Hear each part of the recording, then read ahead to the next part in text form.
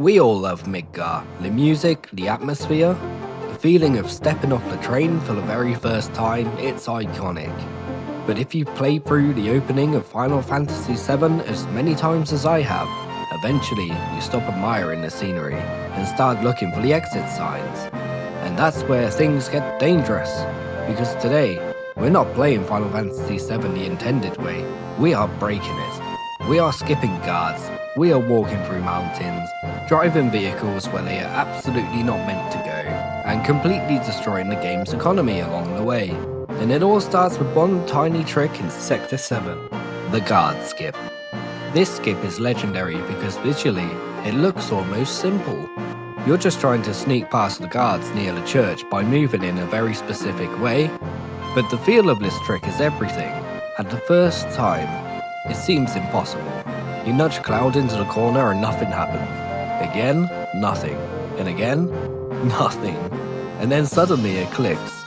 Cloud slips past the trigger, the guards completely fail to react, and for the first time you've realised something important.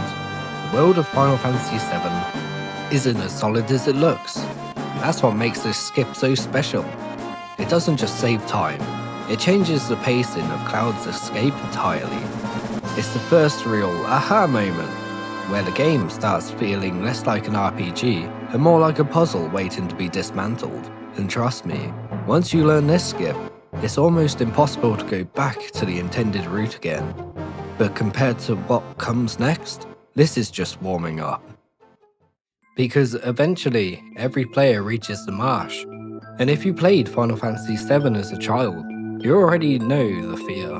You step into the swamp, you see that giant shadow moving towards you, and immediately you realize you're about to get absolutely destroyed. The intended solution is simple, catch a chocobo, but we're not doing the intended here. No encounter trick is basically controlled panic. It's weird, combining of timing, confidence, and what can only be described as aggressive menu mashing. By opening the menu, or using the save and load timing at the exact moment the Zolom approaches you, you can actually reset or freeze its detection entirely, which turns one of the most terrifying sections of the early game into casual stroll through the swamp.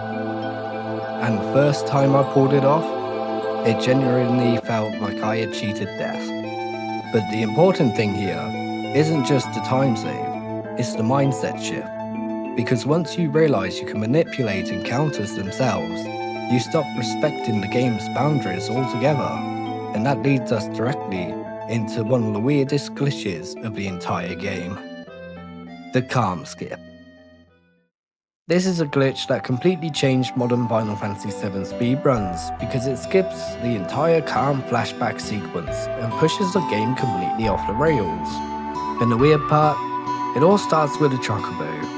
Final Fantasy VII's overworld collision is built from terrain triangles that the game constantly loads and unloads around the player. The skip abuses how the terrain values get cached in memory, allowing Cloud to stand on terrain he normally wouldn't be able to touch. That's why the movement looks so bizarre. Cloud starts clipping into mountains and walking across impossible terrain, sometimes even floating over areas where there shouldn't be any collision at all. But despite how chaotic it looks, the skip is unbelievably technical. The movement has to be controlled carefully to manipulate which terrain data the game is remembering and reusing. One bad adjustment can completely ruin the run, the setup, and throw you out of bounds. But when it finally works, when Cloud suddenly crosses a terrain the game never intended you to cross, it feels unreal. Final Fantasy VII speedrunners found a way to completely break the game's progression by skipping Cosmo Canyon entirely. Not just the town itself, but the entire 4-story section where the Buggy is supposed to break down and trap you there. And the way that they pull it off is so bizarre that it stayed hidden for over 2 decades. Normally, the game prevents you from reaching Nibelheim early. If you try and drive the Buggy past Cosmo Canyon, the Buggy breaks down automatically, forcing you into Red 13's and Bugenhagen's story events before you can continue.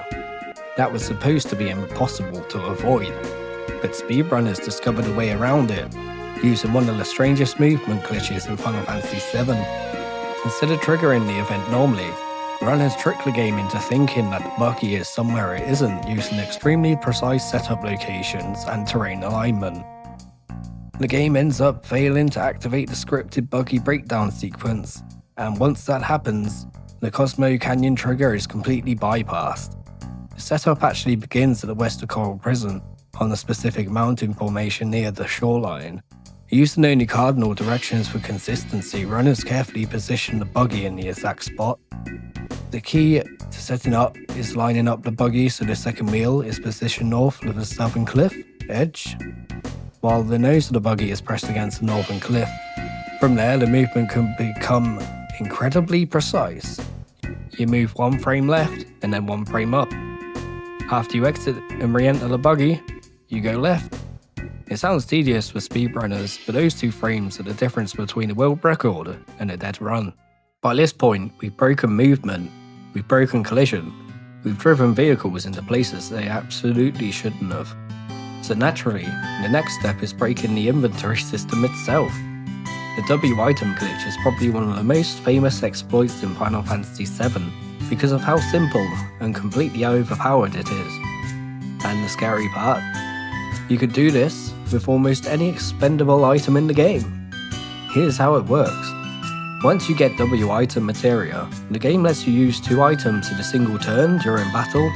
Normally, after selecting the first item, the inventory count decreases correctly before you choose the second one. But in Final Fantasy VII, it has a tiny logic mistake in how it updates the second selection.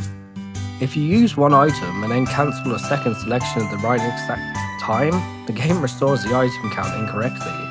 So instead of losing items, you start duplicating them, and before long, you're sitting on 99 mega elixirs, like Shimmer's entire economy collapsed overnight.